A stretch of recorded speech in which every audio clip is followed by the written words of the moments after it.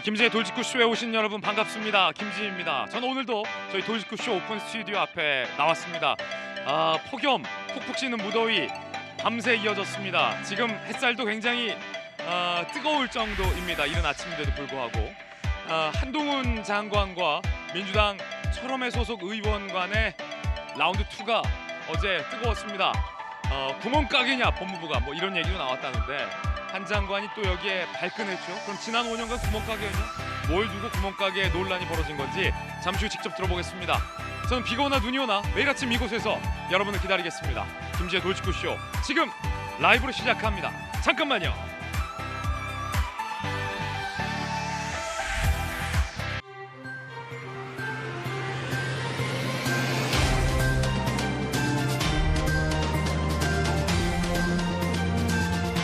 신문 읽어준 남자입니다. 소위 윤핵관을 향해서 양두구육이다라고 맹비난했던 이준석 대표를 향해서 윤핵관이 혹세무민이라는 비판을 했습니다. 사자성어 배틀 같습니다. 잠시 후 이야기 나눠보죠. 오늘 조간신문 4가지 키워드 준비되어 있습니다. 먼저 첫 번째 키워드부터 공개하겠습니다. 첫 번째 키워드는 뭘까요? 이겁니다. 전멸. 제가 국방부 출입기자를 꽤 오래 했는데 북한 입에서 이 전멸이란 단어를 들어본 기억은 없습니다. 윤석열이라고 김정은 직접 언급까지 했습니다. 동아일보입니다. 왜 이러는 걸까 김정은은? 우리한테 말폭탄 퍼붓고 이러고 있습니다. 리설주와 함께 전승절 축배, 김정은의 이 섬뜩한 전멸 발언 직접 들어보시죠. 위험한 시도는 즉시 강력한 힘에 의해 응징될 것이며 윤석열 정권과 그의 군대는 전면될 것입니다. 윤석열 정권과 그의 군대는 전멸될 것이다 라고 김정은이 이례적으로 이야기를 했습니다. 이에 대해서 용산 대통령실의 입장은 무엇일까요? 잠시 후에 전해드리겠고, 김정은이 왜 이러는 걸까? 많은 북한 전문가들 분석이 이어지고 있는 가운데 혹시 강제 북송 관련해서 민감한 부분을 딱 걸린 거 아니냐, 뭐 이런 분석도 일각에서 제기됩니다. 잠시 후 이야기 나눠보죠. 이어서 두 번째 키워드 살펴보겠습니다. 두 번째 키워드 이겁니다. 바꿔치기. 조선일보 신문이 쓰고 있는 바꿔치기, 어떤 사건을 의미하는 걸까요? 숨진 김혜경 법카의 참고인이 알고 봤더니 카드 결제 바꿔치기에 연루가 돼 있었다라는 많은 보도가 나오고 있습니다. 참고인 명의의 카드, 숨진 고인의 카드로 먼저 긁고서 그 사무관 배모 씨가 취소 후에 경기도 법인카드로 다시 결제했다는 겁니다. 그리고 고인은 경기도 산하기관에서 근무하기도 했었다. 단순 참고인은 아니었다라는 건데, 도대체 이 고인의 개인 카드로 김혜경 씨 관련된 결제가 왜 이뤄진 겁니까? 이런 의문 지울 수가 없습니다. 더군다나 논란은 이재명 의원이 본인의 부인과 연루된 분의 안타까운 죽음과 무관하게 지지자들과 하트 댓글을 달아서 정치권에서 또 논란이 일고 있습니다. 잠시 후에 이야기 나눠보겠습니다. 이어서 다음 키워드 공개하죠. 다음 키워드는 이겁니다. 혹세무민. 경향신문 5면입니다. 이준석 대표, 당신들이 내부 총질러다. 친윤, 이철규 의원, 혹세무민하지 마라. 양두구육대, 혹세무민. 당을 위해 뭘 했냐, 이준석 대표. 이런 비판이 친윤계에서 나오고 있고요. 윤리위에서도 이준석 대표의 의혹 제기에 대해서 악의적인 프레임이다 라고 비판을 하고 있습니다. 이준석 대표가 이 사적 문자 노출 이후에 연일 윤핵관을 향한 비판적인 목소리를 높이고 있습니다. 잠시 후에 이야기 나눠보겠습니다. 이어서 다음 키워드도 공개합니다. 네 번째 키워드는 무엇일까요? 이겁니다. 방패. 앞서 김정은이 우리 군을 향해서 뭐 전멸을 운운했는데, 글쎄요, 김정은의 이런 자신감은 도대체 어디서 나오는 건지 근거 없는 자신감 같습니다. 한국경제 1면 우리의 방패 소식을 보고도 그런 얘기를 했다면 말이죠. 북한의 도발을 막을 바다 위의 방패, 차세대 이지스함, 정조대왕함이 진수됐습니다. 우리 군이 보유하게 될 이지스함이고 신형 이지스함입니다. 정조대왕함, 북한의 탄도미사일을 요격할 수 있는 수직 미사일 발사대 등등을 장착하고 있고 스텔스 기술도 우수한 우리의 차세대 이지스함이 되겠습니다. 그런데 사진을 보니까 윤석열 대통령 내외와 함께 권성동 직무대행도 함께 대통령의 전용기를 타고 이 현장에 갔군요. 과연 두 분이 어떤 이야기 나눴을지 궁금합니다. 일부가 전해져 오는데 잠시 후에 그 내용도 전해드리겠습니다. 지금까지 신문 읽어주는 남자였습니다.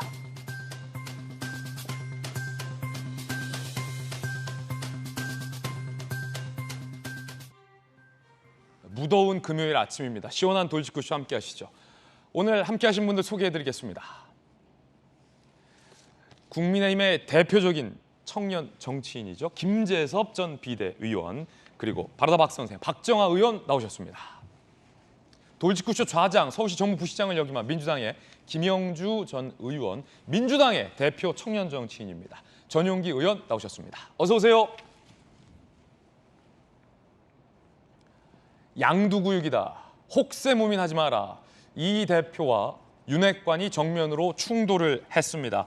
그리고 권성동 원내대표를 만난 윤석열 대통령은 권 직무대행에게 본인의 문자 메시지가 노출되게 만든 권 원내대표에게 뭐라고 얘기했을까요? 그 이야기 지금 시작합니다. 문자 공개의 파장은 어디까지일까? 윤핵관과 이준석, 이준석과 윤핵관이 정면으로 충돌을 했습니다. 양두구역에 대해서 이철규 의원, 대표적인 윤핵관 의원이죠. 혹세무민하지 마라라고 맞불을 놨습니다. 윤핵관 소위 의원 중에서 이철규 의원이 나선 거예요. 그제 이준석 대표가 양두구역이라고 했죠. 양머리 걸고 개고기 판다. 굉장히 격앙된 반응. 자, 윤핵관 이철규 의원, 양두구역이라니 지구를 떠나겠다는 사람이 아직도 혹세무민하면서 세상을 어지럽히니 양천대소할 일이다. 양두구역 한마디에 사사성어 몇 개 나왔습니까? 혹세무민에 양천대소까지 나왔습니다. 지구를 떠나겠다는 사람. 자, 이거 무슨 얘기일까요? 기억해보면 지난해 3월에 이준석 대표의 발언을 되돌려준 건데요. 그때 이야기 들어보시죠. 난 윤석열 총장 단독은 어렵다 보고 그래서 윤석열 총장이 좋은 업자랑 같이 결합되면은 굉장히 시너지 효과가 크다. 업자가 좋은 업자가 붙었어. 그 이준석한테 야 너 와라 이러면 어떡할 거야? 나는 대통령 만들어야 될 사람이 있다니까. 어? 유승민. 유승민계가 김종인 없이 국민의힘 당권 잡을 수 있어요? 아니, 내가 잡을 거야. 유승민이가 잡는 게 아니라. 너 이러다가 안철수 서울시장 되고 윤석열 대통령 되면 어떡하냐 이렇게 얘기하더라고. 기분 떠야지. 이준석은 윤석열이 대통령 되면 지구를 떠나겠다라고 지난해 3월에 이준석 대표가 얘기했던 걸 이철규 의원이 되돌려 준 겁니다. 이철규 의원의 이야기 한번 직접 들어보겠습니다. 본인 우리를 싸잡아서 개로 비유했잖아요. 양두구육의 모습을 보인 적이 없어요. 한 번도. 왜 남에게 끊임없이 자신의 잘못을 뒤집어씌우려고 합니까? 온갖 독설을 쏟아부으면서 본인이 당 대표의 직에 있으면서 당을 위해서 한 일이 무엇이 있습니까? 그러니까 이건 망발이죠. 그러니까 아무도 혹세무민하지 말라. 그리고 당 내부를 향해서 대학이 맨날 컸잖아요. 이게 어디 사실인데. 자, 지금 강하게 윤핵관이 대응을 하고 있는 건데 박정아 의원님, 네. 이철규 의원이 이준석 대표에게 혹세무민하지 마라라고 발끈한 이유는 뭡니까? 일단은 아시는 것처럼 그 문자 메시지가 공개된 이후에 이준석 대표가 양두구육이라는 표현을 썼잖아요. 그러면서 그게 대통령을 둘러싸고 있는 소위 말하는 윤핵관들이 저렇게 얘기를 하고 있는 거다. 혹은 뭐 그게 대통령까지 포함되느냐 이런 논란이 있습니다만 어쨌든 그 이철규 의원 입장으로서는 윤핵관으로서 그런 식의 비유를 한 것에 대해서 예. 매우 불쾌하다. 사실상은 이준석 대표가 오히려 더 이랬던 것 아니냐. 뭐 과거에 지구를 떠나라고 얘기를 했다던가 아니면 지금 너무 돌아다니면서 여론전을 했다던가 이런 식의 화가 나서 한 표현이라고 생각을 합니다. 그런데 개에 비유했다 이겁니까? 그렇죠. 양두구육해서 소위 말하는 이철규 의원 등등이 그렇게 얘기했던 거 아니냐, 그렇게 행동을 해왔던 것 아니냐에 대해서 발끈해서 화를 낸 건데요. 사실 뭐 엄밀하게 말하면 개에 비유한 건 아니고 개고기를 파는 상인에 비유를 한 건데. 개고기와 양고기를 뒤집어 쓰는 그런 걸 했는데 뭐 듣는 사람 입장에서는 불쾌할 수도 있었지요. 근데 이것도 뭐 투박한 대응 같아요. 일단 이철규 의원도 그렇고 그렇게 표현해서 지금 또 계속 뭔가 연장전을 하고 있는 이준석 대표도 그렇고 결과적으로 뭘 얻으려 하는지 저로서는 매우 좀 답답하고 안타까운 상황입니다. 혹시 이제 윤핵관들 사이에서 이 대표의 양두구육에 대해서 격앙된 분위기입니까, 당내에서?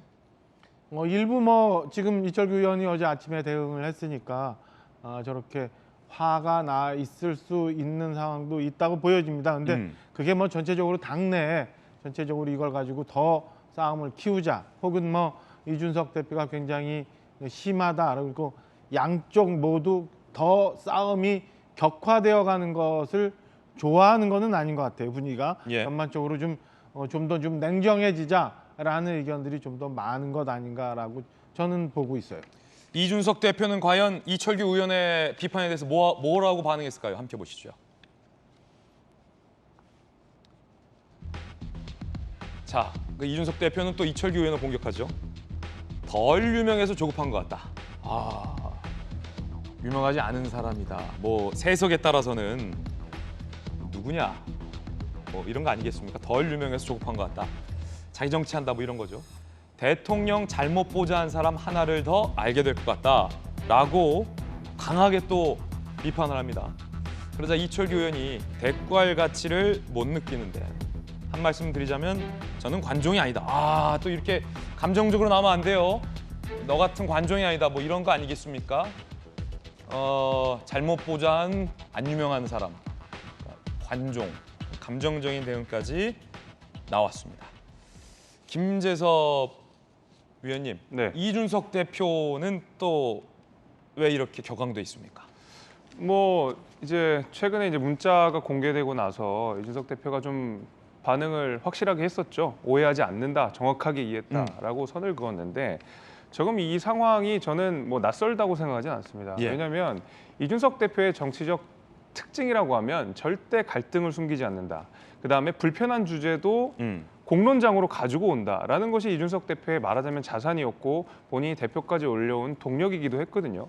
근데 사실 그 전까지는 어떤 식으로 이 갈등들의 양상이 전개가 됐었냐면, 이른바 핵관, 뭐 누구누구의 핵심 관계자라는 이름으로 사실 이준석 대표를 공격하고, 그다음에 이준석 대표의 무슨 측근이라는 식으로 익명의 인터뷰들이 이어가면서 설전들이 오고 갔었거든요. 그러다 보니까 오히려 내용이 와전되거나 오해되거나 이런 경우도 분명히 있었습니다. 근데 이준석 대표가 계속 이야기했던 것이 뭐냐면, 나는 실명으로 공격을 하려면 한다. 거기에 대한 비판도 받겠다. 당신들도 그렇게 하시라라고 계속 이야기를 했고, 이제부터는 그 갈등이 수면 위로 올라오게 된 거라고 저는 보고 있습니다. 그런 의미에서 사실은 이 갈등이 격화되는 상황 자체가 저도 당의 구성원으로서 굉장히 불편하고 당황스럽고 빨리 이 갈등들이 봉합이 됐으면 좋겠다라는 생각도 간절하지만 한편으로는 이 갈등이 봉합되는 과정 중에서 가장 중요한 것이 우리가 갈등이 있다는 것을 인정하고 거기에 대해서 대화의 물꼬를 틀어내는 것이 저는 사실 중요한 작업이라고 저는 생각하거든요.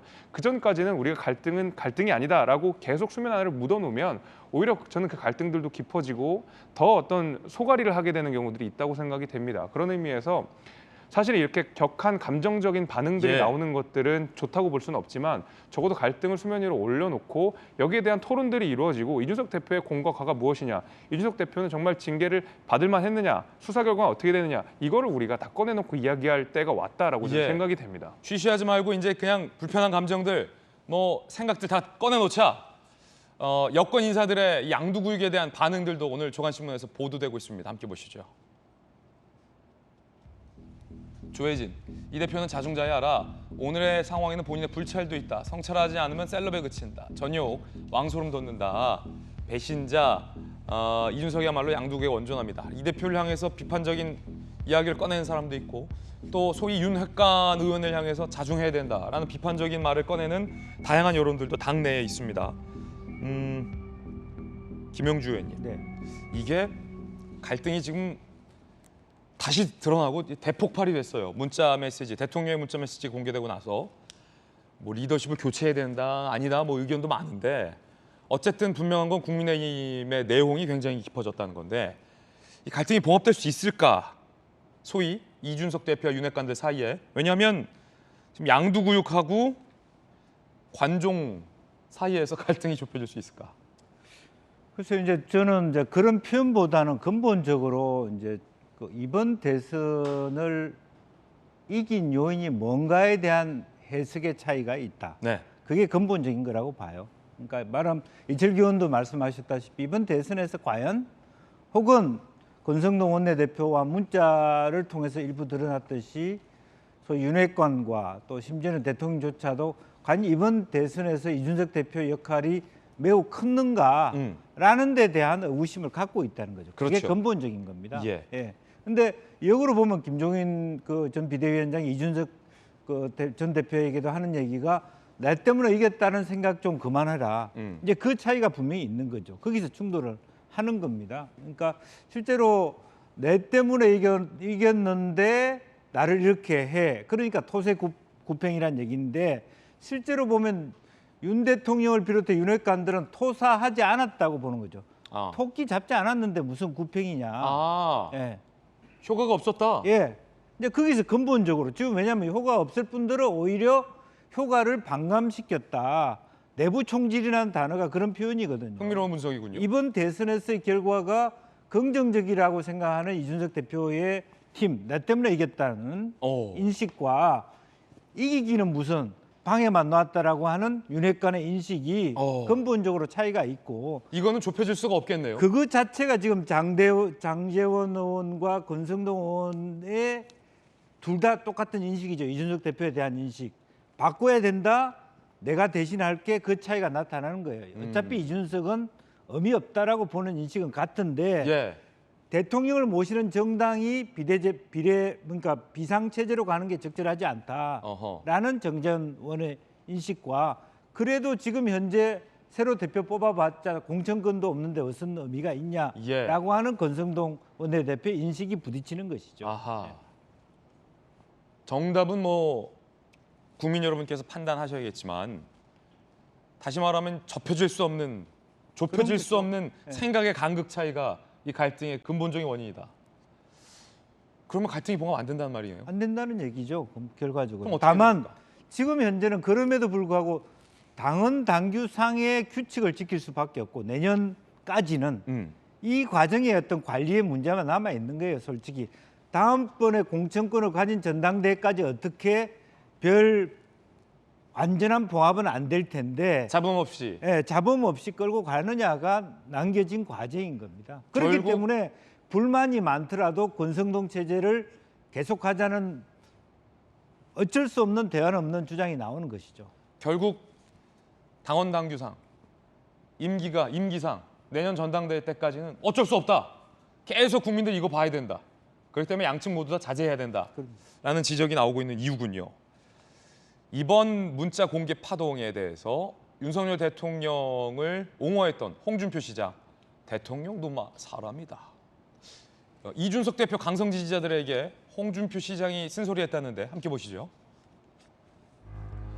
당대표가 화합적 리더십으로 당을 이끌어야 한다. 지금은 윤 대통령을 도울 때다라고 홍 시장이 얘기하자 이런 글 때문에 이준석 대표의 강성 지지자가 홍 시장을 욕한다. 그러자 홍준표 시장이 아직 세상 이치를 깨닫지 못해서 그렇다 라고 이 대표와 이 대표 지지자들에게 쓴소리를 한마디 건넸습니다. 야당이 대통령이 상황이 안 좋은 게 김제동 때문이다 라는 이야기를 꺼내들었습니다. 여기서의 김제동은 그 김제동이 아닙니다. 전윤기 의원님, 김제동이 누굽니까? 그러니까 김건희, 그러니까 대통령의 부인인 김건희 여사와 그다음에 장제원, 권성동 의원을 이야기하는 것입니다. 네. 참 이게 보면은 한마디로 표현하면 김제동이라고 해서 뭐 많은 국민들이 오해를 할 수 있겠습니다만은 저 역시도 사실 김건희 여사와 장제원 의원 그리고 권성동 의원이 윤석열 대통령의 옆에서 그리고 측근에서 보좌를 하고 있기 때문에 사실 지지율이 떨어지는 것 저는 당연한 이치라고 보고 있습니다. 어저께 방송에서도 말씀을 드렸는데요. 결국 윤석열 대통령이 비판을 받는 지점은 너무나도 측근들만 챙기고 있고 측근들의 이야기만 들었기 때문에 이런 비판을 받고 있는 것이고 사실상 지지율이 떨어지고 있다 이렇게 저희는 보고 있거든요. 그렇기 예. 때문에 대통령께서는 사실 정치를 좀 대국적으로 하실 필요가 있을 것 같아요. 그러니까 이준석 대표를 지금 어떻게든 찍어내려고 하는 모습을 또 윤핵관이 보이고 있는 것입니다. 사실 뭐 김제동 여기에는 나오지 않았지만 이철규 의원도 결국에는 윤핵관 중에 한 명이었다라는 것이거든요. 사실 그 윤핵관들이 지속적으로 이준석을 끊어내려고 노력을 하지만 이준석의 정치는 애초부터 대립이었습니다. 그러니까 10년 동안 대립을 심화시켜 오고 대립을 통해서 본인의 몸집을 키워왔기 때문에 오히려 윤핵관이 찍어내려고 하면 찍어낼수록 이준석은 더 단단해질 수밖에 없는 에너지다. 그렇죠. 그런 존재거든요. 그래서 이 갈등이 심화될 수밖에 없는 것이고 방금 지지율이 떨어지는 것도 이런 갈등 국면 속에서 지지율이 더 떨어지기 때문에 저는 김제동이라고 하는 그러니까 김건희 여사와 장제원 의원 그리고 권성동 의원이 사실상 윤핵관의 역할로서 지지율을 떨어지는 데는 큰 몫을 하고 있다. 저는 그렇게 보고 있습니다. 야당의 비판이었습니다.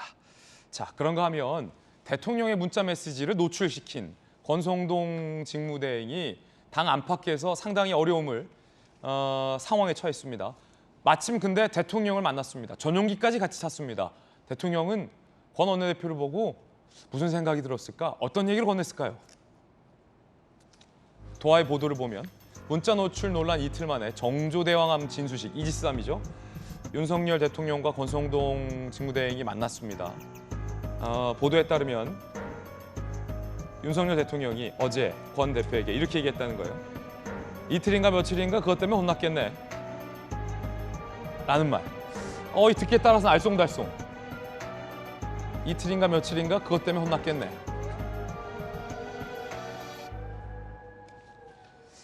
권 대표 이틀인가 며칠인가 그것 때문에 혼났겠네.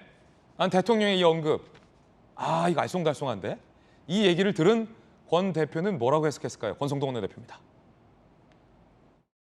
대표님 오늘 기내에서 대통령과 어떤 말씀 나누셨어요? 대표님, 강기훈 행정관 잘 알고 계신가요?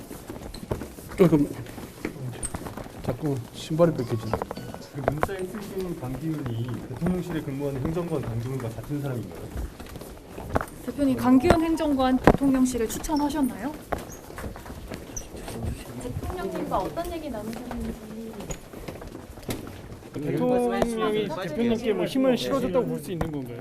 자, 대통령과의 비공개 대화는 언론에 공개하지 않는 것을 원칙으로 한다고 여러분들께 여러 번 말씀드렸고, 강기훈은 제가 추천한 것이 아니라 대통령실에서 그 능력이나 공로를 인정해서 채용한 것으로 알고 있습니다. 박정호 의원님, 권성동 원내대표가 굉장히 과묵해졌고 대통령이 건넸다는 말이 이게 어떤 뜻일까요? 이틀인가 고생 많았겠네. 이게 굉장히 약간 좀 중의적으로 들리기도 해요.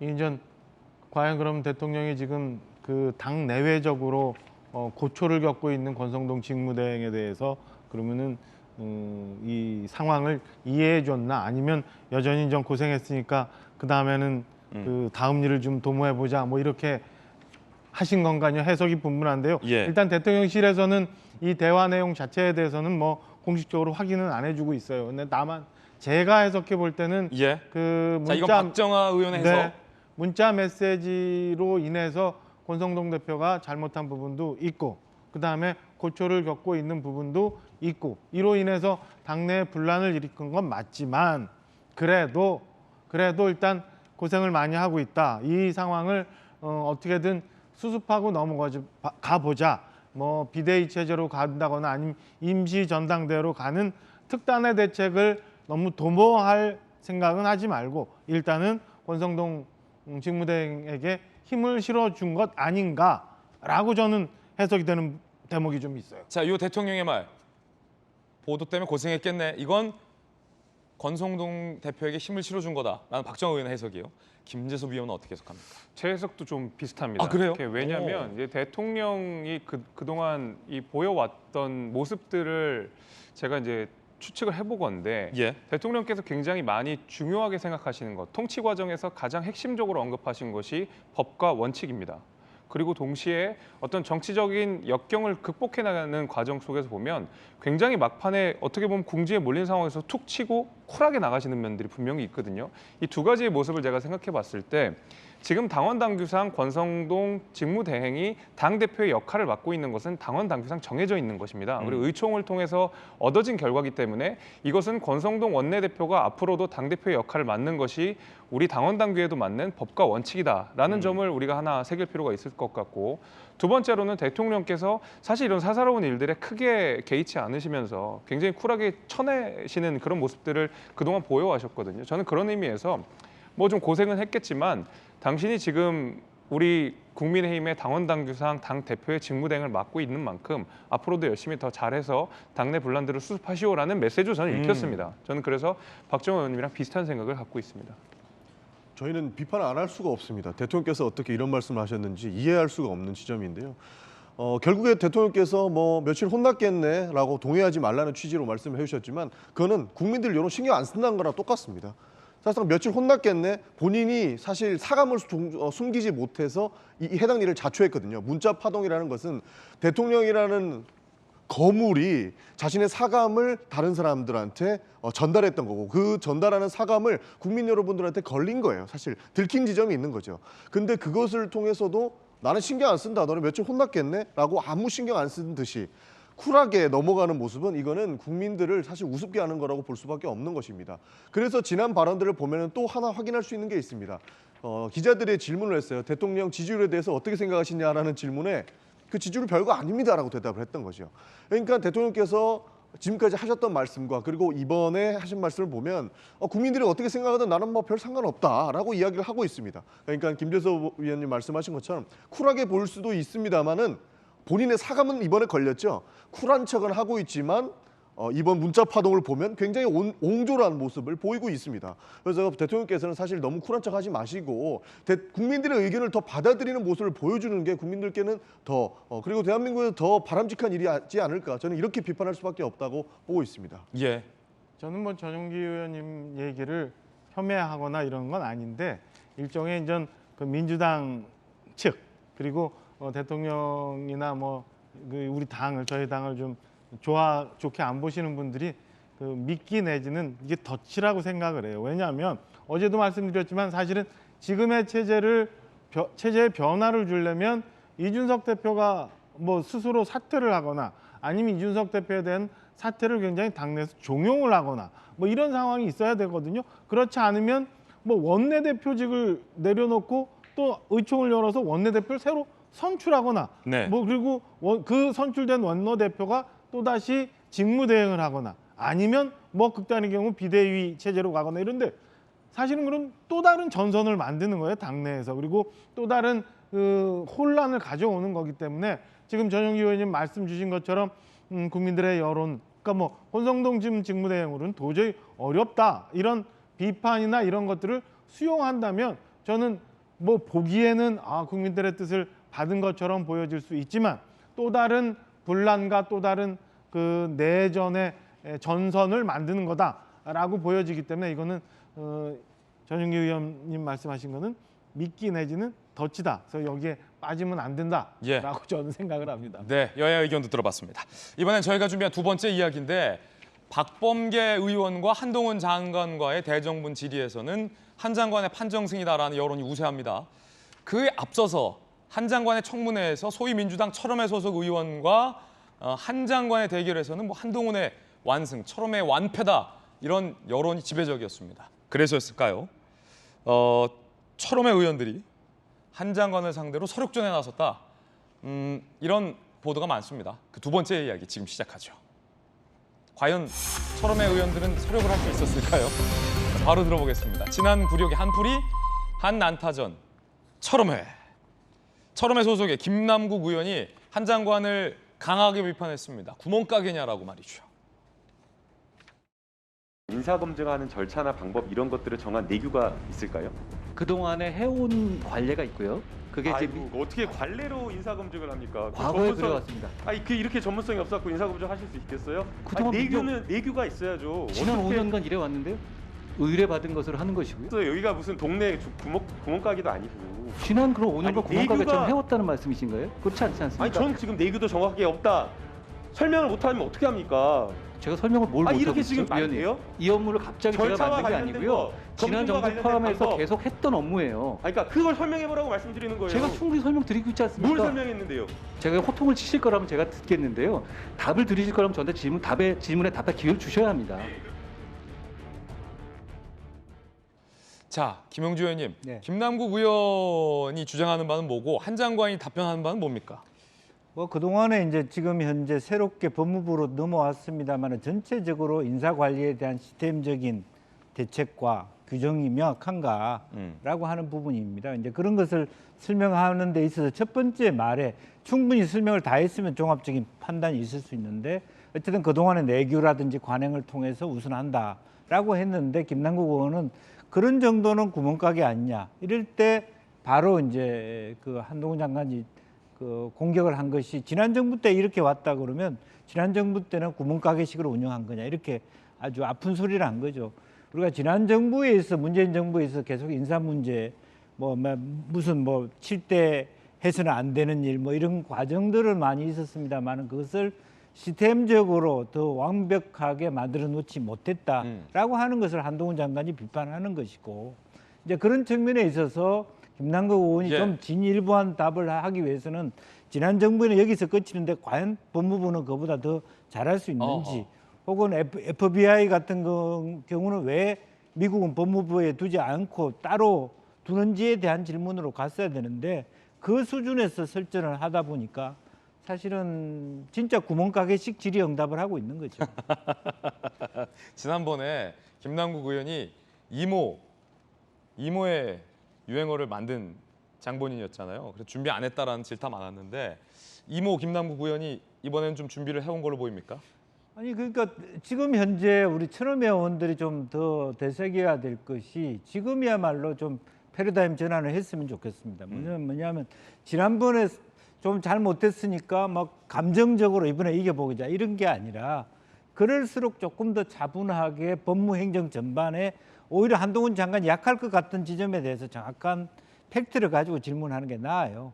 근데 이제 이게 지금 현재 인사권을 다 법무부가 다 갖고 있다 이런 데 집중을 하다 보니까 질문도 집중되고 거친 집중 또 거시적인 질문이다 보니까 오히려 그 질문과 답변에 있어서 철험회가 이기지 못한 부분이 있습니다. 오히려 더 미시적으로 법무행정상에서 한동훈 장관이 옴으로써 잘 안 되고 있는 지점을 짚어내는 게 법사위의 역할이라고 봅니다.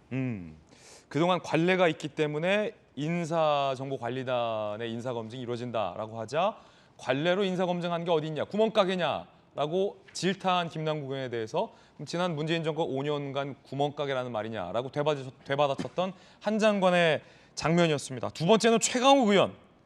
10초간 눈싸움도 있었다고 하는데 함께 보시죠.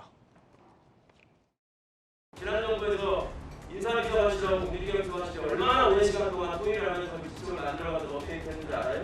근데 지난번에도 없었던 것 같다. 제대로 확인이나 하고 얘기하시란 말이에요. 제대로 모르는 건 모른다고 하고. 아니요, 말씀드릴까요? 네, 장관님, 최강욱 의원님 말씀드릴까요? 답변하시. 중앙행정기관 맞죠? 말씀해 주십시오. 아니 맞는지 안 맞는지 알고 있는 걸 얘기를 하세요. 뭘 말하라고 그래 계속. 기본적인 거 아닙니까? 답을 알려주면서 뭐라 질문합니까? 법제처. 그거는 중앙행정기관 맞습니까? 예, 맞습니다. 대통령 비서실 혹은 대통령실은? 그냥 말씀을 해주십시오. 맞습니까? 말씀해 주십시오. 자꾸 그러니까 옛날 검사 시절 버릇이 나가지고 뭔가 이렇게 넘겨짚고 다른 생각이 있어서 하는 것처럼 생각하는데. 한국 3M 최강욱 의원인데 박정호 의원님, 질의 태도가 좀 논란인 것 같아요. 그러니까 최강욱 의원이 지적하고 싶고 비판하고자 싶은 대목은 뭔지 알 것 같은데 일단 반말을 하잖아요. 뭘 자꾸 말하라고 그래. 잘못됐죠. 라고 하고 째려보고 예, 잘못됐죠. 이 태도가 지금 굉장히 논란이에요. 여야를 불문하고 어떻게 보세요?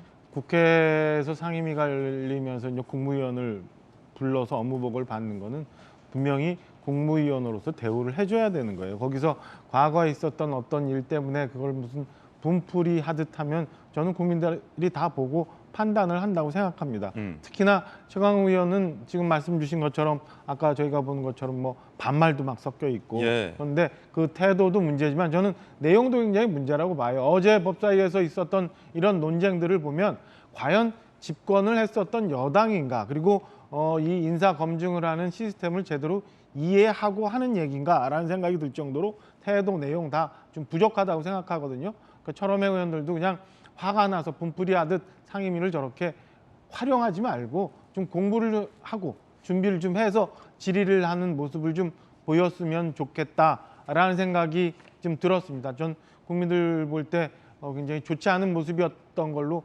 비춰질 수 있다는 생각에 부끄럽다는 생각도 저도 들어요. 예. 자, 박범계 의원도 한동훈 장관에 대해서 지적을 하고 비판을 했습니다. 그 장면 한번 들어보시죠. 검찰에 물어보셔도 저만큼 이번 인사처럼 확실하게 검찰의 의견을 반영한 전례가 없다고 말할 겁니다.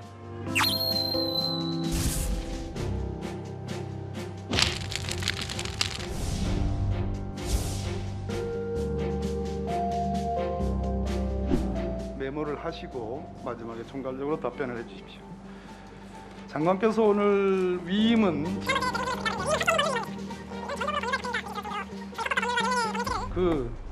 검찰국장이 가져다준 메모에 의해서 장관의 답변에 따른 그 근거를 어느 조항, 어느 조문이 그렇다는 건지를 자료 제출 요구를 합니다. 근데 심사위원장이니까 그 메모가 아닙니다. 알았어요. 알았고 예. 그렇게 바로바로 반응하지 마십시오. 예. 아니면 아니에요. 바로바로 반응하지 말라. 이런 조언도 박범계 의원이 했습니다.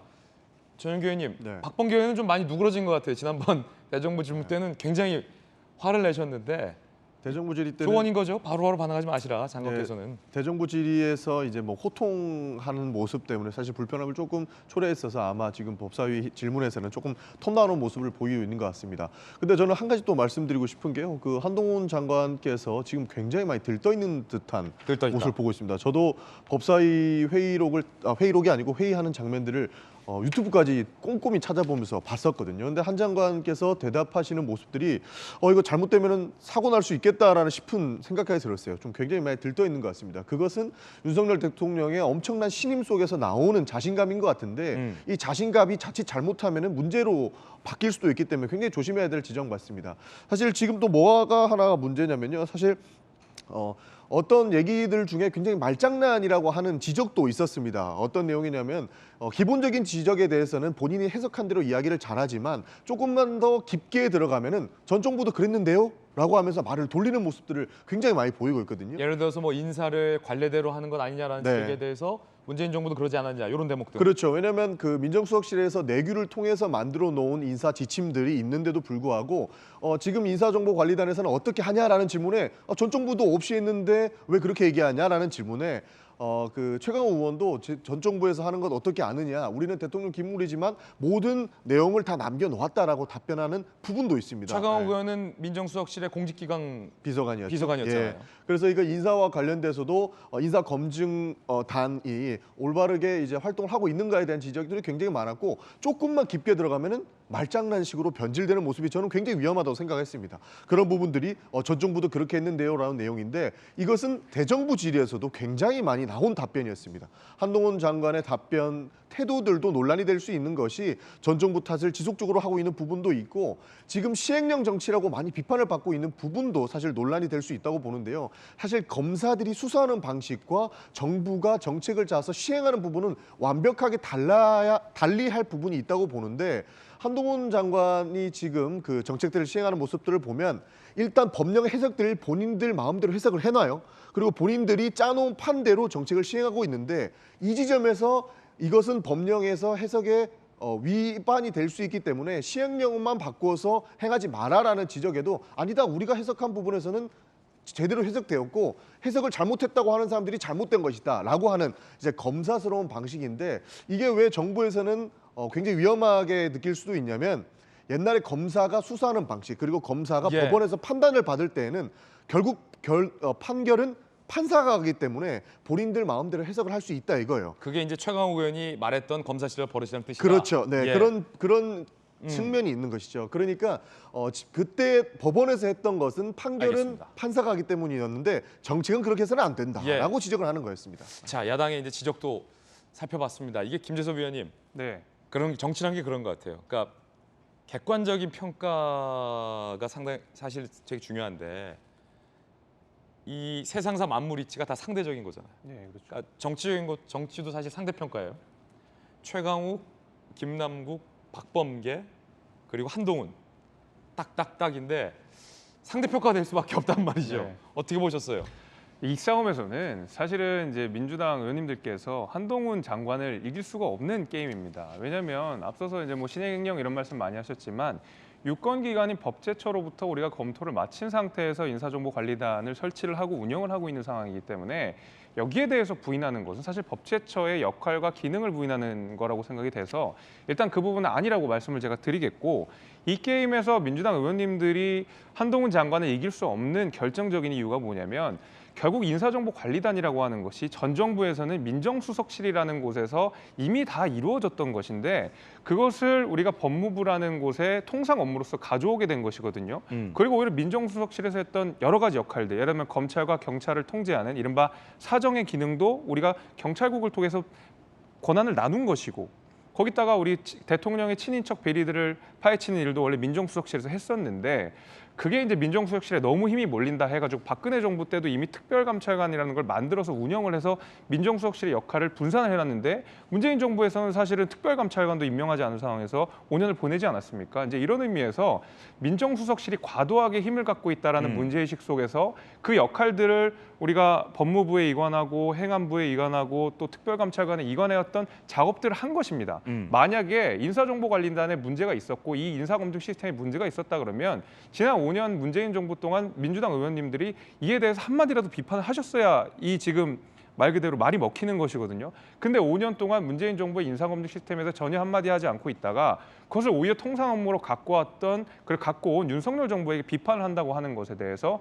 과연 민주당 의원님들의 말에 힘이 실릴까라는 당연히 문제의식이 있을 수밖에 없는 겁니다. 그래서 상대평가가 아니라 전 절대평가로서도 한동훈 장관이 이 게임에서는 승리할 수밖에 없다 이렇게 보고 있습니다. 자, 여야 의견들 전해드리고 있습니다. 그런가 하면 한 장관을 향해서 전장에 무사 같다라는 지적도 나왔다고 합니다. 그 대목도 들어보시죠. 텔레그램 사용하실 때 항상 주의 조심하십시오. 카톡은 쓰십니까? 특수부에 계실 때 칼을 잘 썼다 이런 것이 그때는 칭찬이 될 수도 있겠지만 법무부 장관으로서는 욕이 될 수도 있다 이런 말씀드립니다. 오래전 얘기입니다. 그림을 그린다, 조서를 꾸민다 익숙한 얘기시죠. 방송이나 등 이런 데서 많이 나오는데요. 저희가 쓰는 얘기는 아니었습니다. 옛날 얘기고 저는 그렇게 해본 적이 없습니다. 전혀 단언할 수 있습니까? 전 단언합니다. 국회 오셨으니까 많은 의원님들이 불편한 질문 하시잖아요. 국회는 전쟁하러 오신 게 아니에요. 장관님 전장에 나선 장수 무사처럼 보일 때가 많습니다. 더 주의하겠습니다. 전장에 무사 같다. 김용주 의원님. 임전무퇴. 전쟁에 임하면 물러섬이 없다. 신라 시대 때 화랑의 임전무퇴. 전장에 무사 같다. 기동민 의원의 지적이 어떤 뜻일까요?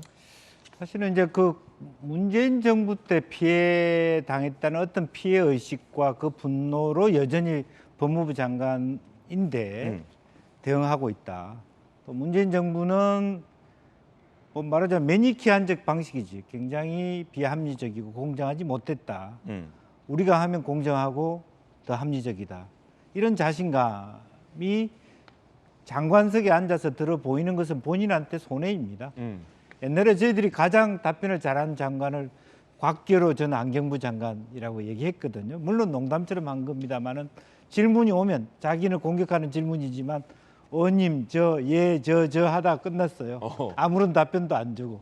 뭐 그런 건데 지금은 싸워서 이기려고 그러잖아요. 그런 것은 결코 한 장관에게도 도움이 되지 않고 또 하나는 어쨌든 본인이 법무부 장관으로서의 질문에서 이겼다는 성과를 가지는 것이 아니라 진짜 법무행정 또 국민을 위한 선진 법무 이런 성과를 가져야 되잖아요. 이제 그런 것에 대한 책무도 있기 때문에 한 장관도 너무 지나치게 기싸움하듯이 저렇게 우리 기동민 의원 질문 잘했는데 저 태도를 조금 더 유순하게 가질 필요 있습니다. 예, 한 장관이 지금 계속 야당에서 문제 삼고 있는 인사정보관리단에 대해서 이거는 나한테 오롯이 짐이다, 욕먹는 자리다라고 얘기해서 눈길을 끌고 있습니다.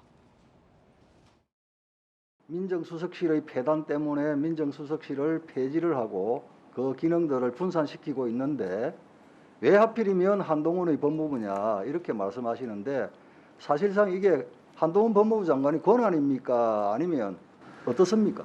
제가 인사 검증을 제대로 1차적으로 해서 올렸지만 인사권자께서 여러 가지 고려해서 임명을 했었을 때 나중에 문제가 생겼을 때도 역시 제가 비난받지 않겠습니까? 이것이 어떻게 보면 저 입장에서는 짐과 책무에 가깝지 어떤 면에서 권한이나 권력이 된다는지에 대해서는 좀 이해하기 어렵습니다. 나중에 그런 임명이 있고 소위 잘못됐었을 때 제가 이 사람이 잘못한 겁니다 이렇게 말할 수 있는 것도 아니고 저는 오롯이 그냥 욕을 먹어야 되는 상황이고 저 심할 경우에는 뭐 국민적인 지탄이 커지면 제가 책임을 져야 될 다른 종류의 책임을 져야 될 상황도 생기지 않겠습니까?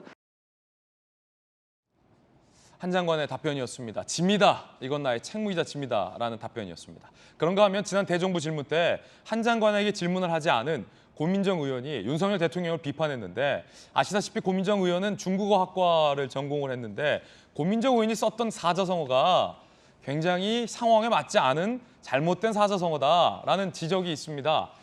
사자성어를 잘못 썼다라는 망신살 기사도 나오고 있는데 어떤 사자성어를 썼을까요? 들어보시죠.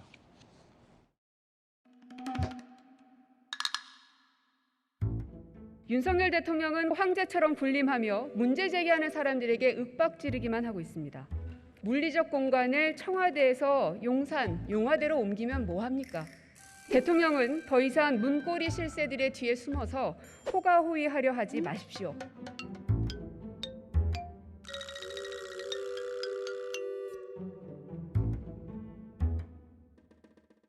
윤 대통령에게 비판을 한 겁니다. 호가호위하지 마라.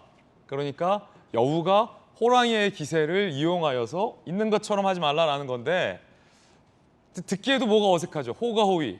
보통 예를 들어 이 대통령의 주변에 있는 측근들이 대통령의 위세를 팔아서 본인이 대통령인 양 행동할 때 호가호위하지 말라라고 했는데 이거를 대통령에게 쓰다니 누가 봐도 조금 많이 어색해 보입니다. 권력이나 권세 없는 자가 남의 권세를 빌려 허세를 부릴 때 호가호위하지 말라는 걸 쓰는 건데 대통령을 향해 호가호위라는 표현을 썼어요. 왜 그랬을까요?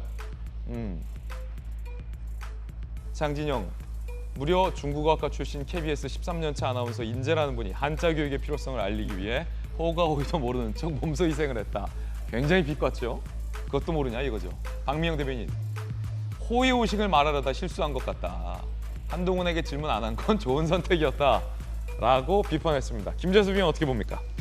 이게 사실 앞에서 좀 맥락이 좀 있어서 더 확산이 된 내용인데 이제 고민정 의원이 사실은 이제 윤석열 정부의 인사 채용 논란과 관련돼서 왜 뭐 사적 채용이니 이제 이런 비판들을 하면서 그 맥락에서 그러니까 그 비슷한 시기에 저 호가호위 발언이 나온 것이거든요. 그러니까 이제 사실 더 문제가 됐었던 겁니다. 그러니까 본인은 나는 공채로서 13년 동안 실력이 있는 사람이기 때문에 당연히 이렇게 채용이 된 것이고 윤석열 정부는 사적 채용이고 이런 비판이 있는 가운데서 사실은 이 호가호위가 나오니까 아 그러면 13년 KBS 경력을 가지신 분이 정말 능력이 있는 분이 맞느냐라는 이제 비판이 같이 연결이 된 것이거든요. 그러니까 사실은 저 호가호위 발언이 어떻게 보면 그냥 넘어갔을 수도 있었던 발언인데 예. 자승자박이 된 거죠. 자승자박. 그러니까 그렇게 된 건데. 사실상 쓸 때 잘 써야 돼 이제.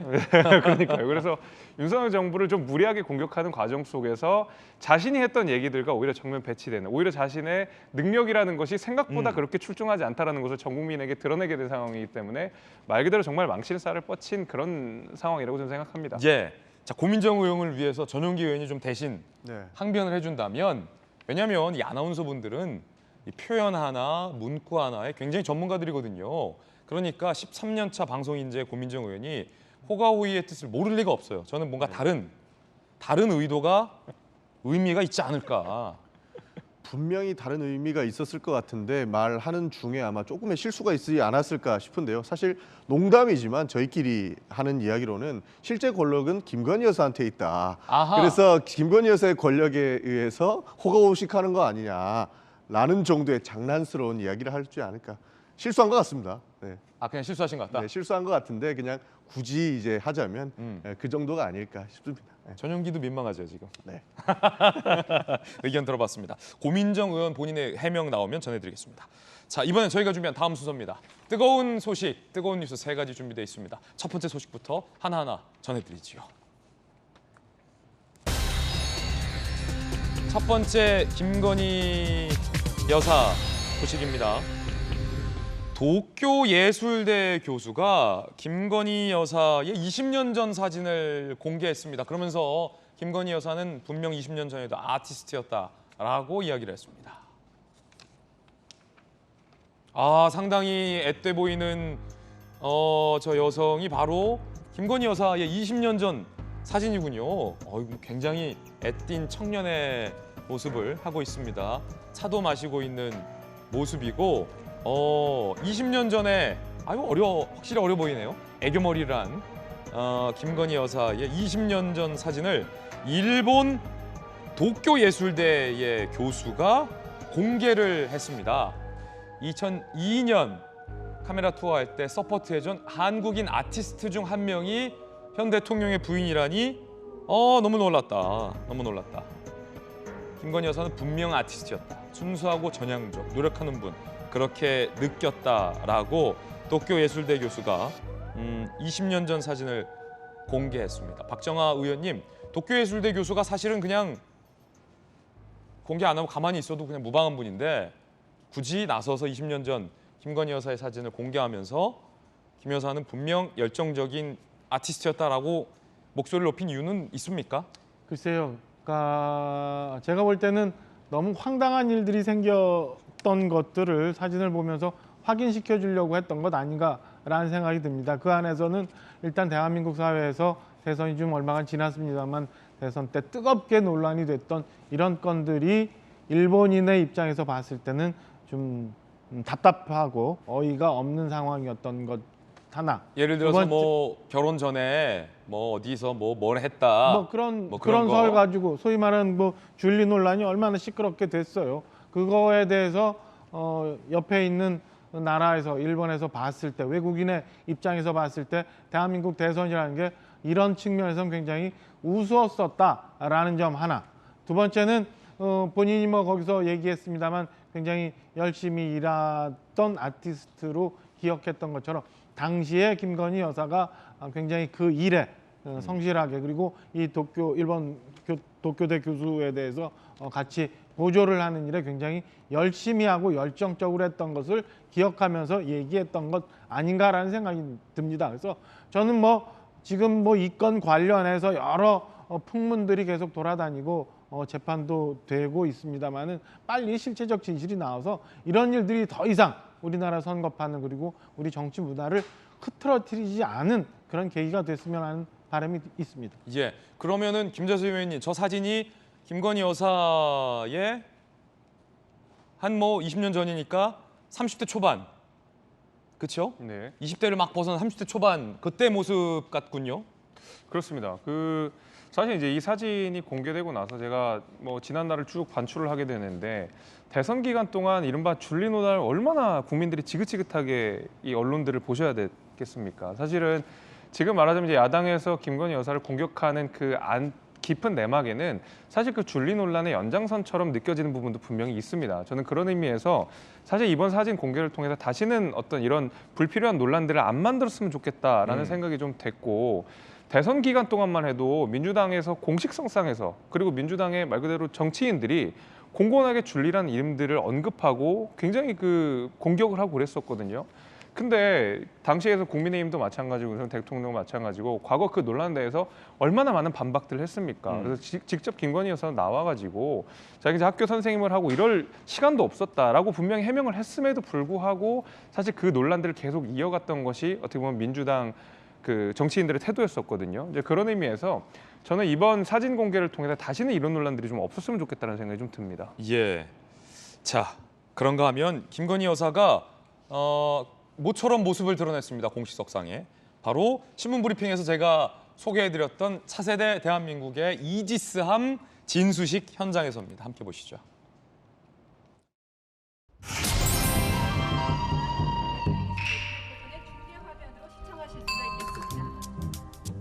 지금부터 진수 및 안전항해 기원 의식을 진행하겠습니다. 김건희 여사께서 진수식 때 자리해 주시겠습니다.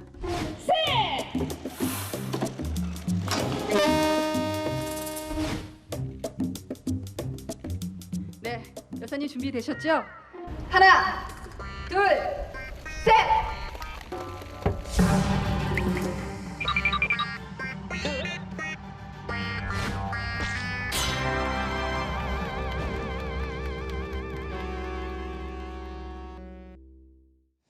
진수시, 그러니까 뭐 항공모함이든 잠수함이든 아니면 이렇게 차세대 이지스 구축함이든 우리의 어떤 배를 새롭게 이제 진수할 때는 전통적으로 금도끼를 사용해서 세레모니를 합니다. 여사가 이 금도끼를 든 이유는 무엇일까요? 대통령실, 진수선의 절단은 아기의 탯줄을 끊는 것처럼 새로운 배의 탄생을 의미한다. 19세기 초 영국 빅토리아 여왕이 최초로 주관하면서 여성의 의식을 주관하는 전통이 수립돼 이에 따라 김 여사가 진수선을 절단했다라고 밝혔습니다. 박정아 의원님, 네. 청와대 대변인 출신이시잖아요. 예. 맞습니까? 지금 저거는 청와대가 그러니까 대통령실이 설명한 대로예요. 과연 과거에 이제 영국에서 처음 진수를 할 때 빅토리아 여왕이 가면서 아기 탯줄을 끊듯이 저렇게 도끼로 끊고 그 다음에 배에서 샴페인을 터트리면서 배가 이제 뜨기 시작하죠. 그러니까 그래서 아마 어제 김건희 여사가 같이 가서 동행을 했던 것 같고요. 과거에도 보면은 그 박근혜 대통령도 그리고 문재인 대통령 당시에 김정숙 여사도 저 진수식에 가서 이렇게 도끼로 밧줄을 끊는 역할을 했었습니다. 저게 사실 근데 이게 김건희 여사는 처음 해보신 거잖아요. 그래서 밧줄이 한 번에 안 끊겨요. 저 굉장히 좀 타이트하게 찔기게 묶여놨기 때문에 굉장히 아쉬운 부분이 있는데 요거. 저 보세요. 도끼가 네. 저 잡기가 굉장히 어렵게 조그맣잖아요. 그래서 사실은 준비하는 측에서 탁 치면은 탁 밧줄이 풀리게끔 준비를 했어야 되는데 탁 치면 이런 표현 쓸 때 조심해야 돼. 4번이나 치게 만들었던 건 저기 행사 준비를 좀 미숙하게 했던 것 같은 아쉬움이 있어요. 어쨌든 그런 의미가 있다라는 이야기까지 들어봤습니다. 뜨거운 소식 함께하고 있습니다. 이번엔 두 번째 소식 살펴보시죠. 이 북한의 김정은 전멸 이런 표현을 했어요. 해보자는 건가요? 굉장히 이례적입니다. 자, 차분하고 냉정하게 왜 이러는지 한번 오늘 그 이유 진단해 보겠습니다. 먼저 김정은 목소리부터 들어보시죠.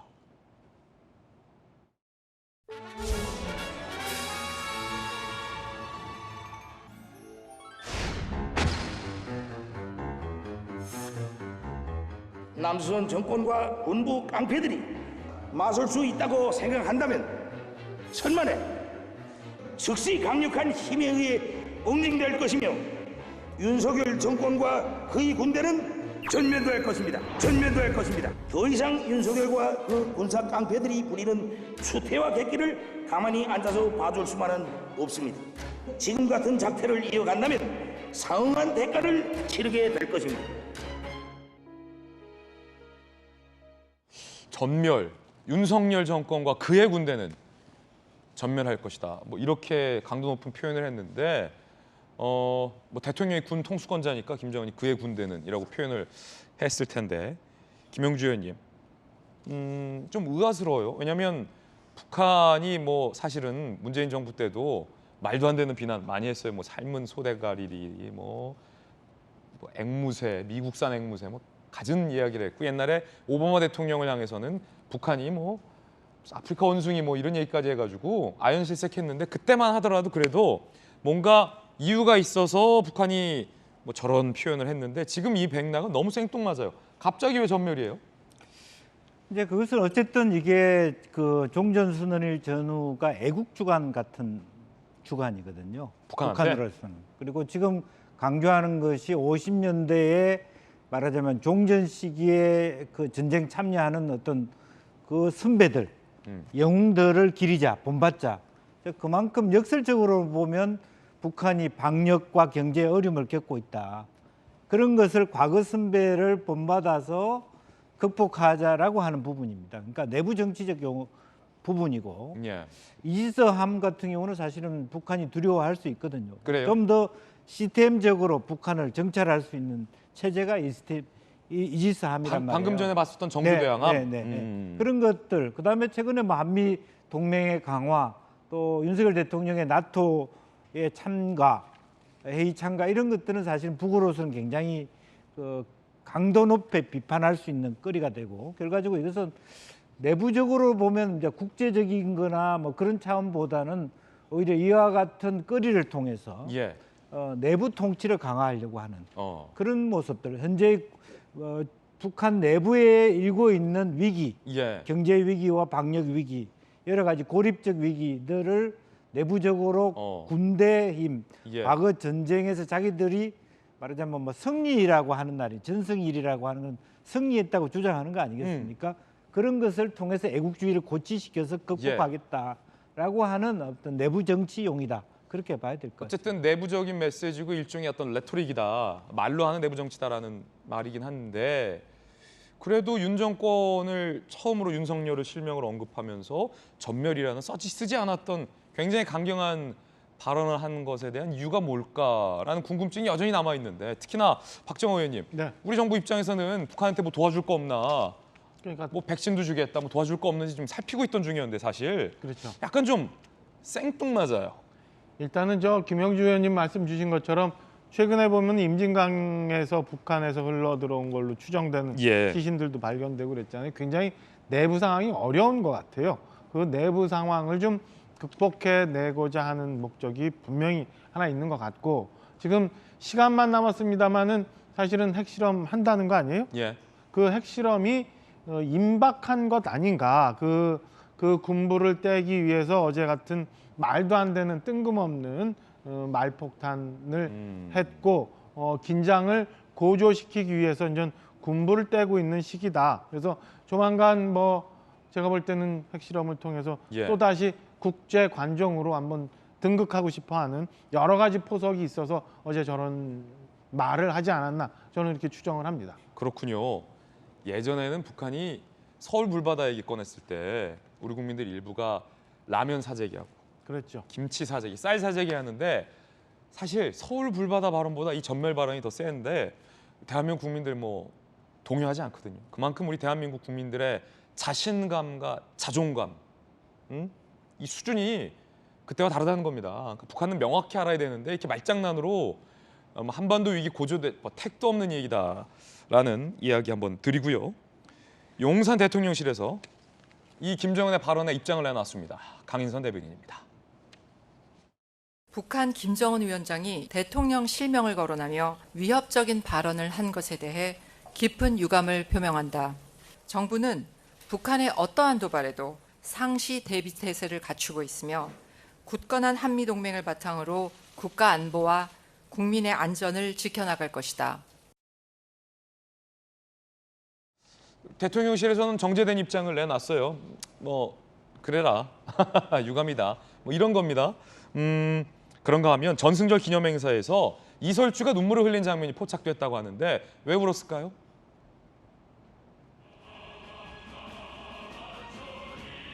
자, 이설주가 노래를 따라 부르다가 울컥한 것 같아요. 코가 빨개지고 침을 삼키고 김정은은 눈 감고 있네요. 자, 이렇게 글썽글썽 눈물을 흘렸다라고 하는데 어떤 저런 분위기, 김영주 의원님, 굉장히 뭐 어떤 전승절 기념행사고 사회주의 그리고 독재 국가에서 특히나 옛날 공산권에서 쓰는 노래들이 다 이 선동하는 사람을 선동하는 게 있어요. 둥둥둥둥 우우 막 이런 거. 그런 분위기에 어떤 도취된 것 같아요, 리설주가.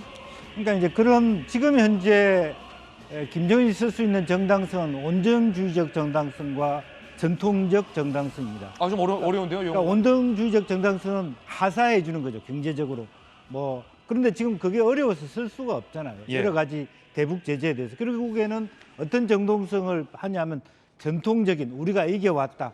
과거 영웅들의 노고에 같이 눈물을 흘리면서 실제적으로 보면 전후 복구 사업을 해왔던 그 시절을 다시 해고하면서 그런 감사를 표현을 통해 갖고 애국기를 구축시키겠다 하는 소위 뭐 이설주 역시 어떤 인민배우 출신이니까 그런 감동의 메시지를 전달하고 싶어하는 그런 부분이 있지 않겠냐 그렇게 보여집니다. 그렇군요. 명쾌한 해설도 들어봤습니다.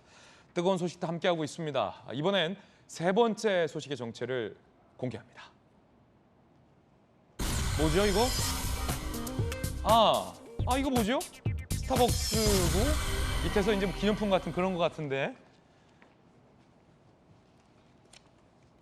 유명 커피 프랜차이즈 스타벅스에서 나눠줬던 가방이 발암물질이 나온다라는 의혹이 며칠 제기됐고 뒤늦게 스타벅스가 그 사실을 인정했습니다. 발암물질 나온다고요? 함께 보시죠.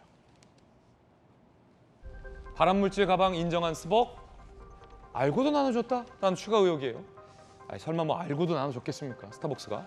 지난 5월부터 음료 17잔 구매 고객에게 저 가방 서머 캐리백이라고 하는데 여름에 들고 다니는 가방이죠. 그냥 우리말로 씁시다 웬만하면 서머 캐리백. 증정 행사를 진행했는데 저 가방을 받으려면 음료를 무려 17잔을 마셔야 한다고 합니다.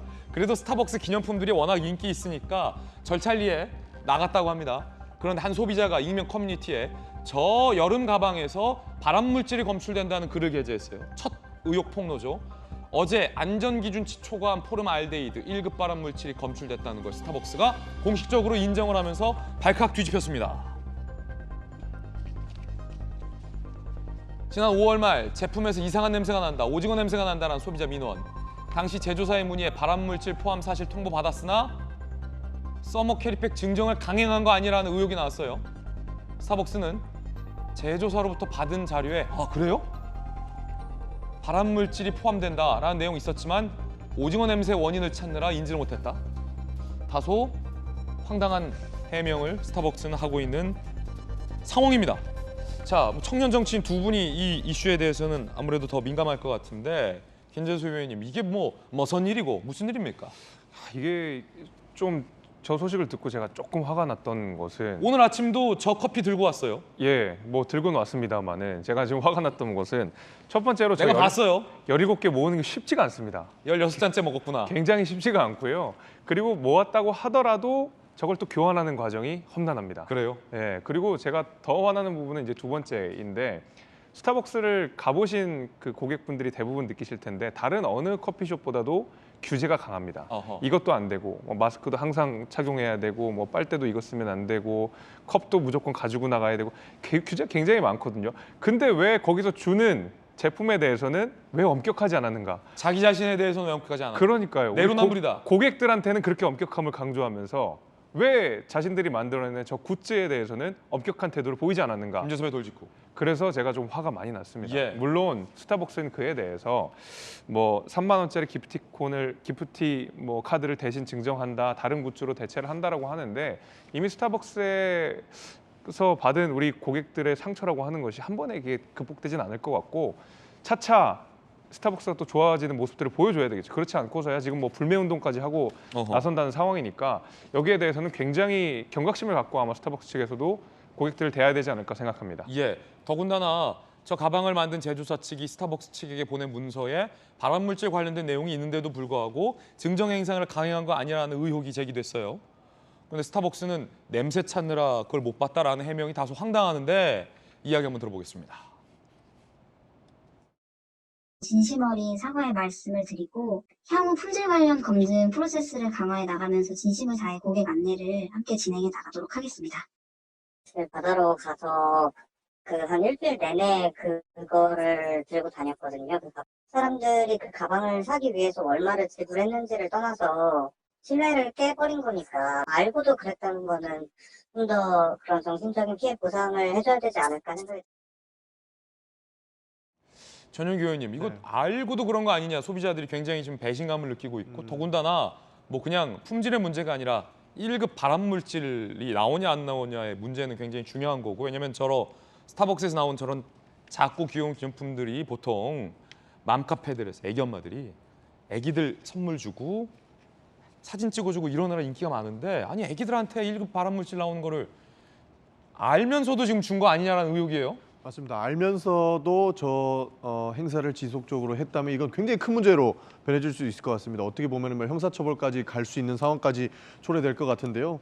사실 이것은 그 팬덤을 이용한 유인술인 거죠. 결국 굿즈가 기본적으로 돈을 지불하고 살 수도 없는 정도로 만들어놨을 겁니다. 전윤기 의원 지금 상임위가 환노이잖아요. 환노입니다. 환노이기 때문에 사실 이 문제에 대해서 좀 더 깊게 지켜볼 필요가 있다고 저는 생각을 하는데요.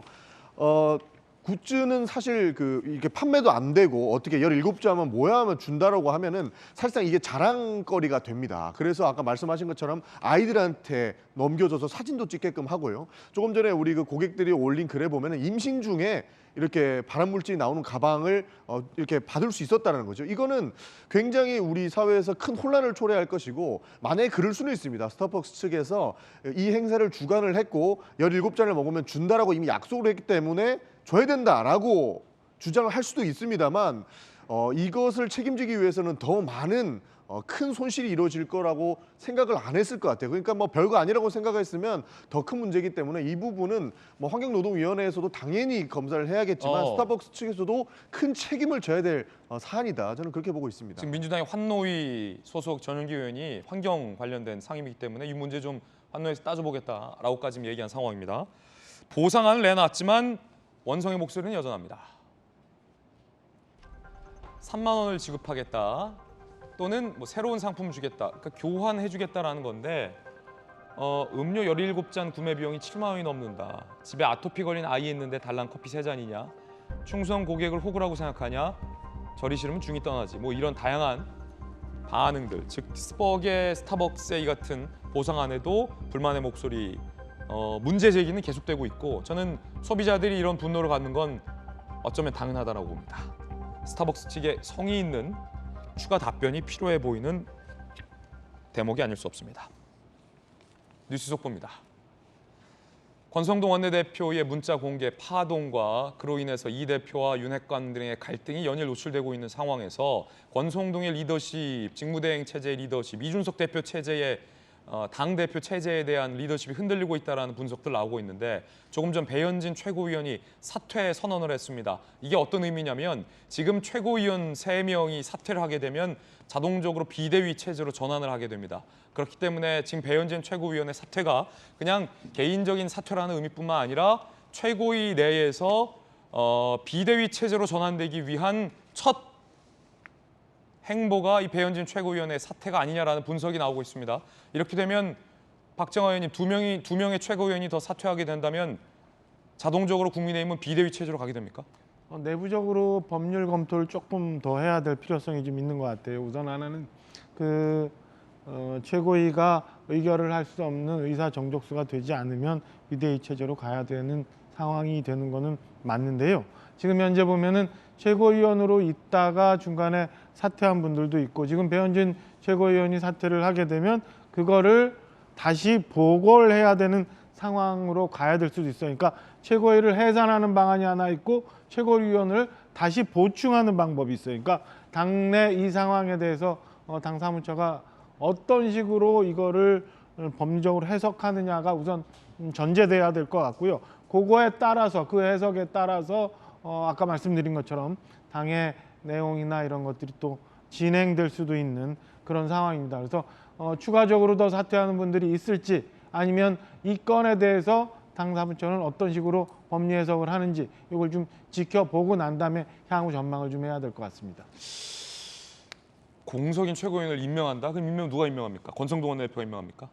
아니 그거는 뭐 그 방식에 따라서 일부 공석이거나 보궐인 최고위원을 선출을 통해서 임명을 다시 선출할 수도 있고 아니면은 또 말씀하신 것처럼 당내 당원 당규상 어떤 식으로 충원하는지 그 법리를 좀 해석해 볼 필요도 있고요. 현재로서는 좀 더 상황을 좀 봐야 앞으로의 그 당의 진로가 보일 것 같은 상황입니다. 지도부로서 송구하다라고 배현진 최고가 사퇴를 했는데 이게 본인이 그냥 한 명만 사퇴하는 게 아니라 사실 어제부터 이런 얘기가 당에서 나왔고 3명이 누구 사퇴하는지 이름까지 사실은 거론됐었어요. 근데 그중에 한 명이 또 뭐 사퇴 의사를 번복했느니 많이 뭐 이런 논란도 나오고 있기 때문에 애초에 이게 그냥 배현진 최고 본인의 사퇴가 아니라 비대위 체제를 전환하기 위한 사퇴라는 분석이 사실 좀 지배적입니다.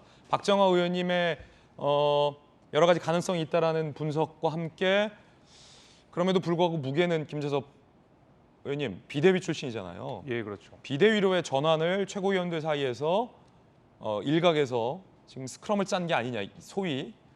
그렇게 되면 만약에 남은 2명의 최고위원이 따라서 사퇴를 하게 되면 예. 비대위의 무게가 실리겠지만 배현진의 플러스 1명 정도는 또 사퇴를 했는데 누구 한 명이 또 사퇴를 안 해버려. 그러면 지금 박정화 의원 얘기대로 2명 내지 뭐 1명만 사퇴를 하게 되고 나머지 자리는 그냥 뭐 임명을 하게 된다. 추가로 최고 현재 체제로 간다. 뭐 이렇게 나올 수도 있거든요. 그러니까 2명 정도 더 따라서 나올지 이게 좀 관건 같아요. 현재로선. 글쎄요, 이게 굉장히 지금 예민한 것이 비대위가 단순히 비대위 자체로 중요한 것이 아니라 비대위를 통해서 바로 그 이후에 있는 전당대회 때문에 그렇거든요. 그렇죠. 전당대회가 치러진다라고 하는 것은 이제 지도 체제 자체가 바뀌고 대표도 바뀌고 여당의 시스템도 바뀌고 그렇다면 대통령과 국민의힘 여당 간의 호흡도 바뀐다. 이제 이런 굉장히 그 이후에 줄줄이 나오는 더 큰 정치적 이슈들이 있기 때문에 이 비대위 체제를 가느냐 마느냐는 아마 의원들 최고위원들 한 명 한 명이 굉장히 신중하게 판단할 것 같습니다. 그래서 어저께부터 말하자면 누가 뭐 사퇴를 하네 비대위 체제로 가네 마네 이런 얘기가 있는데 어제부터 있었죠. 예, 실제로 그래서 제 생각은 지금 배현진 최고위원이 사퇴는 했습니다마는 나머지 최고위원들이 사퇴할지는 우리가 두고 봐야 될 것 같습니다. 왜냐하면 한 사람의 사퇴가 불러올 그 이후의 파장들이 너무나 크고 거기에 따른 정치적 유불리가 굉장히 많이 갈라지는 상황이기 때문에 아마 비대위 체제가 들어서서 유리한 그 어떤 정치적 이득을 가져가는 분들은 사퇴를 하시라라고 종용을 할 수도 있는 것이고 그러면 안 된다라고 또 막아는 또 정치적 세력들도 있을 거거든요. 그래서 제 생각에는 아마 조금 사퇴 여부가 확실하게 결정될까지는 제 생각에는 그 최고위원들도 굉장히 신중하게 할 거라서 좀 지켜봐야 된다고 생각합니다. 자, 김재섭 의원님, 그 지금 어제부터 당 안팎에서 나오는 그 이름은 얘기하지 마세요. 사퇴할 거다라고 예상됐던 2명의 최고위원 이름은 얘기하지 마세요. 본인에게 중요한 문제니까. 그런데 그분 중에 한 분이 의사를 번복했어요 오늘? 아, 제가 그것까지는 확인을 못했습니다만은 잘하는 분이잖아요. 아니, 잘 모르겠습니다. 정말로. 네, 그 부분은. 네. 아니 지금 정말로 모르겠습니다. 오케이. 지금 이 당 상황이 굉장히 또 하나의 변수가 제기됐어요. 배현진 최고 이외에 추가적인 최고위원의 사투가 있는지 여부가 비대위 체제 여부와도 직결이 되기 때문에 조금 더 지켜봐야 할 것 같습니다. 또 하나의 뉴스 속보가 들어왔습니다. 갤럽 지지율 나왔는데 윤 대통령의 지지율입니다. 30%가 무너졌다라는 속보입니다. 윤 대통령의 갤럽 지지율이 28%가 나왔습니다. 물론 이 갤럽이 뭐 모든 지지율을 대변하는 건 아니지만 취임 후에 첫 20%대 지지율이라는 점에서 상당히 걱정스러운 부분이고 용산 대통령실에서도 30% 선이 무너지는 건 아닌지에 대한 우려가 나왔던 만큼 그 우려가 지금 현실이 됐고 아마도 이 30%대가 무너진 28%라는 대통령 지지율 붕괴는 최근에 있었던 권성동 원내대표의 사적 문자 노출 이 사건이 매우 결정적인 것으로 보입니다. 박정화 의원님 청와대에도 계셨었잖아요. 네. 지금 용산 대통령실에서 매우 우려하던 일이 지금 현실이 됐군요. 좋지 않은 사인인 것 같아요. 좀 전반적으로 지금 국정 상황을 한번 점검을 좀 해야 될 때 아닌가 싶은 생각이 들고요. 지금 저희가 그래프에서 보는 것처럼 사실은 굉장히 오랜 시간이 거쳐서 이게 지지율이 역전되고 지금 20%대까지 간 게 아니에요. 불과 한두 달 사이에 저런 식으로 갔거든요. 그럼 그 사이에 우리 윤석열 대통령, 윤석열 정부가 탄생을 하면서 국민들한테 실망을 줬던 부분이 혹시 어떤 것이 있었던가? 그다음에 저희 집권 여당에서는 과연 어떤 부분이 잘못됐던가? 이런 부분에 대해서 한번 다 점검을 좀 해야 될 때라고 생각합니다. 좀 전에 배현진 최고위원의 이전 사퇴로 향후 당 지도부가 어떻게 될지에 대한 것도 오리무중인 상황으로 가고 있는데요. 여러 가지 의견을 모아서 지금 대통령실의 인적 구성 문제도 그리고 지금 당 지도부 문제도 좀 점검을 좀 해봐야 되지 않을까. 과거 제가 청와대에 있을 때 광우병 사태로 해서 대통령 취임 첫 해 17%까지 내려갔던 걸로 기억하고 있거든요. MB 때 17까지 떨어졌어요. 네, 그렇게 돼서 이후에 많이 노력을 했습니다만 잘 복구가 되지 않았어요. 이게 대통령의 지지율이 떨어지면 국정 운영 동력이 상당히 많이 훼손이 되는데 그렇게 되면 정부가 하고자 하는 일들이 많이 동력을 모으는데 어려운 부분이 있으니까 과연 어떤 부분이 잘못됐는지 어떻게 고쳐야 되는지 좀 점검하고 봐야 될 때라고 생각을 합니다. 예. 자, 이번엔 저희가 준비한 다음 이야기입니다. 함께 보시죠.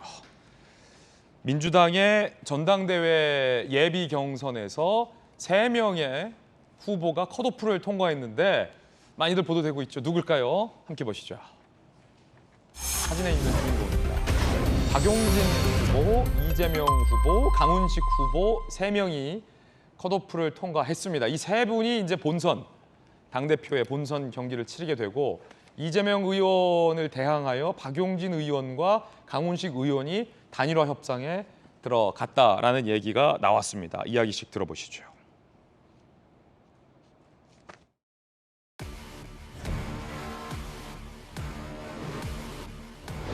약속은 누구나 할 수 있습니다. 그러나 실천은 아무나 할 수 없습니다. 약속을 지켜왔고 위기를 기회로 만들면서 이 자리까지 온 저 이재명이야말로 이기는 민주당을 위한 약속을 제대로 지키고 실천할 것입니다. 민주당을 바꾸고 정치를 바꾸고 국민의 삶과 대한민국의 미래를 확실하게 바꿔놓겠습니다. 전화 받는 분들마다 나 박용진 찍지. 만나는 사람마다 박용진 말고는 없어 이렇게 얘기하시는 것이 더 불안합니다. 내가 박용진 찍기로 했다는 얘기 누구한테도 하지 마라. 그런 약속을 단둘이 하는 분들도 여기 계십니다. 저는 그 약속 지켰습니다. 누구한테도 얘기하지 않았습니다. 이제 오늘 여러분이 저 찍어주셔야 할 때입니다. 꼭 좀 찍어주십시오, 여러분. 저는 윤석열 정부와 거칠 것이 없이 맞서 싸우는 당대표가 될 것입니다. 당이 위기입니다. 익숙한 대세가 아니라 파격을 통한 승리를 만들어 주십시오. 40대 기술원의 파격, DJP 연합의 파격, 부산 사람 노무현을 광주가 선택했던 파격, 새로운 얼굴이자 바닥부터 올라온 유일한 후보, 또 오직 능력만으로 인정받아온 후보, 유일한 비수도권 당대표 후보 강훈식이 민주당의 당대표가 된다면 그 파격으로 내후년에 있을 총선에 승리하고 5년 후에 반드시 정권을 재탈환해내겠습니다. 솔직히 말해서 관건은 이재명 대 두 후보의 단일화 여부입니다. 단일 후보 대 이재명. 만약 이 구도가 성사되면 전당대회 어떻게 될지 모르는 구도인데, 자, 이 스튜디오에 민주당 전당대회 선거관리위원이 오늘 섭외가 됐습니다. 전용기 선관위원. 네. 자, 이재명 말고 2명이 누구냐가 관심이 있었는데 박용진 의원은 개파가 없기 때문에 박용진 의원의 그 컷오프 통과가 확실히 이제 일반 국민들 상대로 한 여론조사의 동력이 크다 이런 분석도 많은데 선관위원이시잖아요. 네. 자, 1, 2, 3등 누가 1, 2, 3등입니까? 그 비공개인데 네. 돌직구한테만. 네. 저희도 누가 1, 2... 저도 못 봤습니다. 선관위원들한테도 투개표 분과가 있습니다. 투개표 분과에서만 확인을 했고 명확하게 발표를 한 것이지 선관위원 개개인한테도 알려주지 않았고. 아, 그렇군요. 완전 비공개로 저도 알고 완전 있습니다. 비밀이죠. 네. 그럼 박용진하고 강훈식 중에는 누가 많이 득표를 했습니까? 저도 확인을 하지 못했기 때문에 이 부분을 제가 말씀드리기는 좀 어려울 것 같습니다. 아, 그래요? 네. 그럼 박용진과 강훈식은 둘 중에 누가 더 셉니까? 싸움을 누가 잘하는지는 잘 모르겠습니다. 단일화 됩니까? 충분히 가능성이 있다고는 이야기 들었습니다. 그래요? 그러니까 뭐 두 분 다 합리적이고 뭐 누구를 반대하기 위해서 나온 사람들은 아닙니다. 그래서 뭐 이재명이 지금 뭐 어대명이라는 이야기가 나오고 있는데 이재명의 대항마가 누구냐를 두놓고 우리 두 분이 출마를 하신 거기 때문에 충분히 가능성은 있지 않을까 하는 기대는 하고 있습니다만 선관위원으로서 말씀드리기 적절하지 않고 이것은 개인의 의견으로 받아주시면 좋을 것 같습니다. 야, 안 넘어오네 전용기. 6초 광고 보고 돌아오겠습니다. 잠시 후에 뵙죠. 예, 이번 주에 저희가 준비한 소식 모두 다 전해드렸습니다. 좋은 주말 보내시고 저희는 다음 주 월요일 아침 8시 50분에 인사드리겠습니다. 오늘 하루는 분명 어제보다 나을 겁니다. 좋은 하루 되십시오. 고맙습니다.